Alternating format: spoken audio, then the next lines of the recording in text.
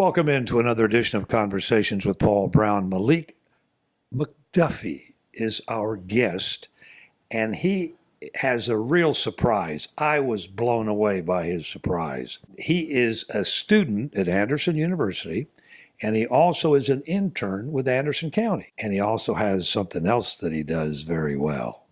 And that's what he's going to tell us about. When did you realize you had this musical talent? I think I was maybe like 5 or 6, and everybody kept asking me to sing in church all the time. And I would listen to recordings and I would mock people, and everybody would always say that it was really good. So then it just clicked, you might be really good.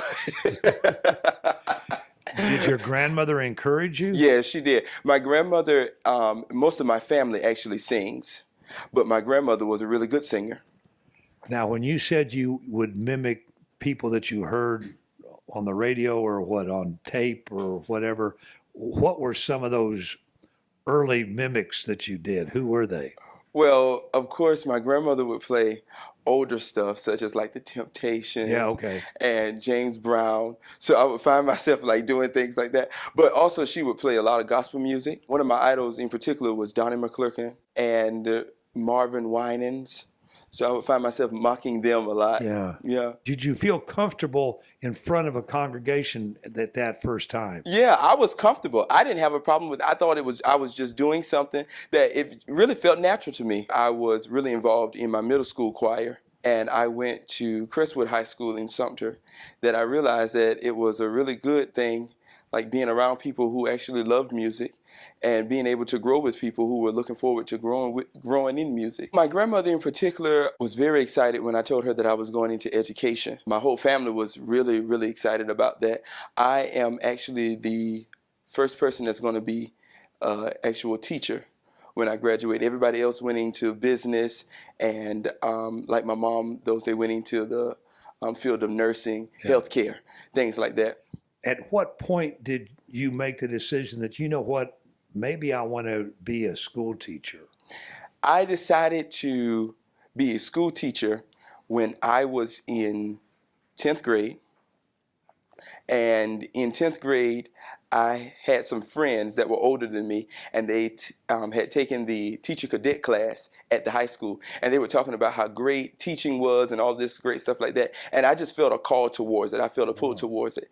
It wasn't until my junior year in high school, the summer of my junior year in high school, that I realized that I wanted to teach music, something that I love so much. Then it came time to decide where you're going to continue your education.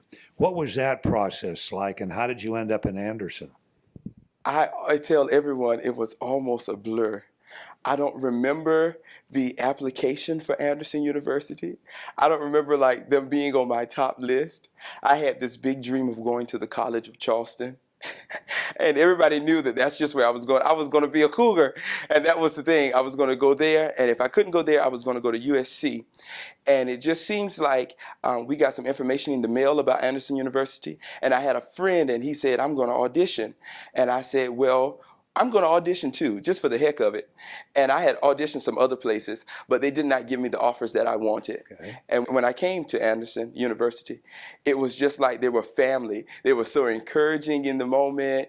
And I was in the audition, and they just told me, take your time. It's going to be okay. And I didn't hear that at other places. So it felt like that's where I belonged. When you came to Anderson for the very first time, and I mean the community, not just the university, what was your take on Anderson? I loved it very much. I liked the fact that the campus was close to downtown area. You didn't have to travel far to go different places. So I actually liked the area when we came the first time. Yeah. And who did you come with? It was just me and a friend. My friend Joseph at the time. He was going to be a music ed major at Anderson University as well. So we came, and while we were waiting, we had a little break in our tour and our audition. While we were waiting, we kind of drove around, and I said, okay, I like this. This is nice. When we come back, I want you to tell us about what you're involved with now, because besides going to school, you're doing some other things.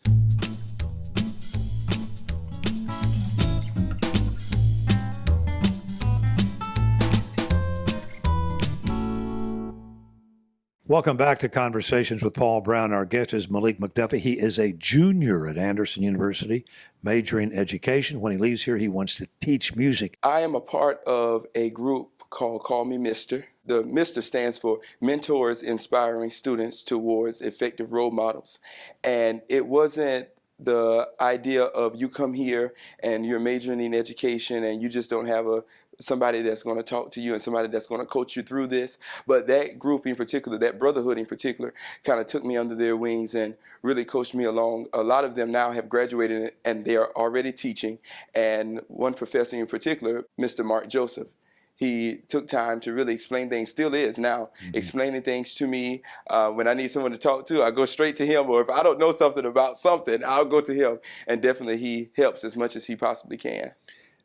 How have you been involved in music at Anderson University? What different things have you been involved with? My freshman year, I was a part of the university choir at Anderson University, which is the beginners level choir. And then I moved into the concert choir. And I have been a part of the opera workshop at Anderson University, the gospel choir at Anderson University. I am a voice student of Dr. Tommy Watson. And I also have been a part of different ensembles for different events, such as people that they have got to perform at certain things. Been fun? Yeah, it's been fun. It's been a lot of fun. It's been a lot of hard work too, but fun. Now, you also took another branch and you got an internship. Tell me about that. A friend of mine, Mr. Justice Cox, who was also a part of the Call Me Mr. program, he was an intern here, and he was going into his student teaching. And he informed me of a position that was available where I would be able to meet some awesome people. I would be able to do a lot of connecting and be able to learn a lot of things. And me having a lot of time on my hand before working, I said, okay, well, I'll take it, you know. And when I came in and I started having conversations with the county administrator, Mr. Rusty Burns, I was like, you know what, this is going to be a good area. Let me sit here and learn some things. So, yeah. So what's it been like and what have you learned and what responsibilities have you been able to undertake? Here working at the county, it's more of having an opportunity to see how the situations are handled, different situations within your county is handled, like different issues that people have. They bring it to the county and how the county works to resolve those issues.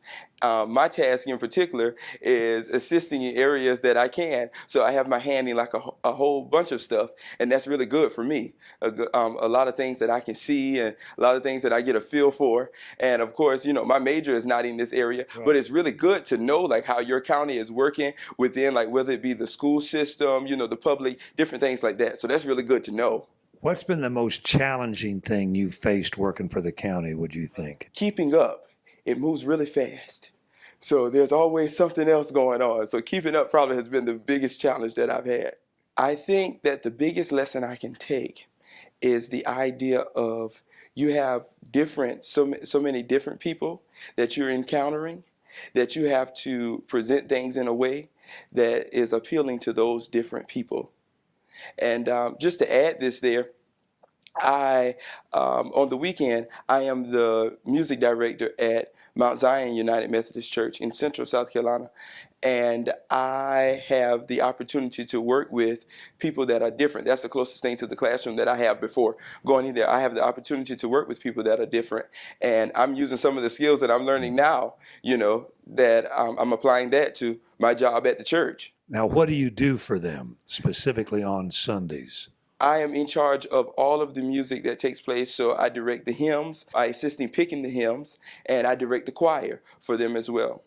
How fun has that been? That is a lot of fun. It is a lot of fun. Tell me what you're involved with, what you're going to be doing, and this great body of musicians that are basically going to be behind you and helping you with what you're going to do. Back in November, I auditioned for the Anderson Symphony Orchestra Concerto Aria competition, in which I had to pick an aria and sing it as my audition.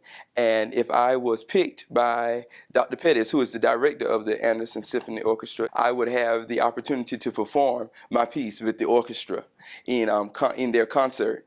And I was picked, so I have the opportunity to perform my aria in their concert.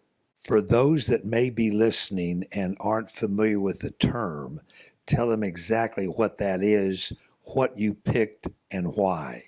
Well, An aria is what? an aria is a piece from a major work, such as my piece in particular is the Votre Toast from Carmen, which is an opera about romance, betrayal. And you're singing in what language? I am singing in French. How difficult was that? That was very difficult because it's a lot of words. It has to be about a 5-minute piece, and I think there's only one phrase that repeats itself. So you had to learn French for this aria. Yes, so I took the aria and I broke it down, and me and my voice teacher, we broke it down and we took phrases and learned the French for it. I also took a class at the college for French and German diction, so I had some of the foundation laid, so I could kind of make some things out, but I still needed a little help. How satisfying has it been to start out where you couldn't do French, and now you're getting ready to perform this?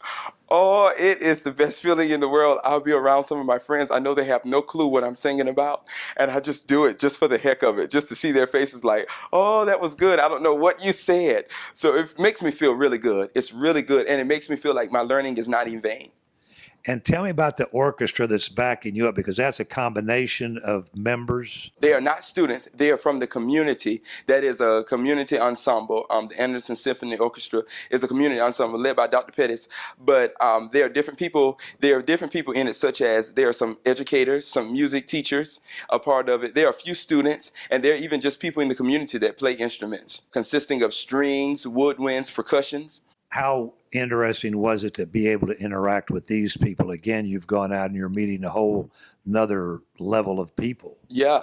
Imagine the feeling of you're so used to when you go on stage, it's just you and the piano.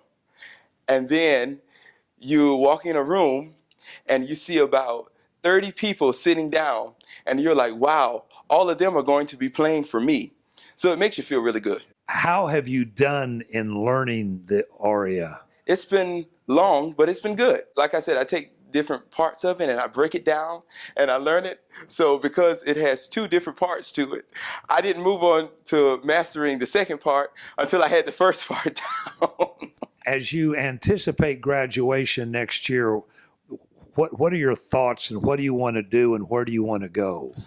I think I want to remain in the upstate for right now. I think I want to remain in the upstate, but my thoughts are really trusting in God to just lead me to a place where I can share my love for music with people that appreciate it, or people that need to know the influence of music.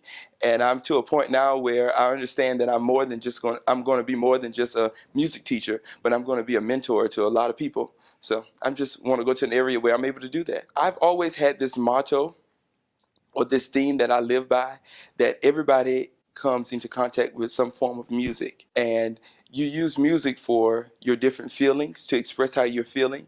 You even use music to change the way you're feeling. So like if you're feeling, for example, if you're feeling sad, you may listen to some up music, something to uplift you. So I really feel like because music has such a powerful influence in people's life, that it is necessary that I share the foundation that's needed to make sure that music is continuously being spread, and beautiful music is continuously being made. And the feeling that I receive from that is really unexplainable, because I can lay down at night and really feel like I'm carrying out my purpose. Well, let's end the show by you introducing what you performed the other night, and we're going to listen to a little bit of that. So introduce it. Okay, so the Votre Toast is from Carmen. It is an opera about a lot of love, a lot of betrayal, and the main character is Carmen, but the person singing this particular song is Escamillo, which is a bullfighter who just so happens to fall in love with Carmen. And through him falling in love with Carmen, he tries to grasp her attention by singing this grand aria as he walks in the room, and he lays eyes on Carmen. So he starts singing about the victorious bullfighter that he is. And he talks about all of the grand life that he lives as a bullfighter. And in the song, he continuously says things such as, they're watching, but he closes the aria by saying, Toreador, bullfighter, someone is watching, love awaits. Okay, so here it is. And before we go to that, we want to thank Malek for sharing his story with us. And we want to thank each of you for tuning in and invite you to be back with us next week, same time, for our next edition of Conversations with Paul Brown. Until then, take care, everybody.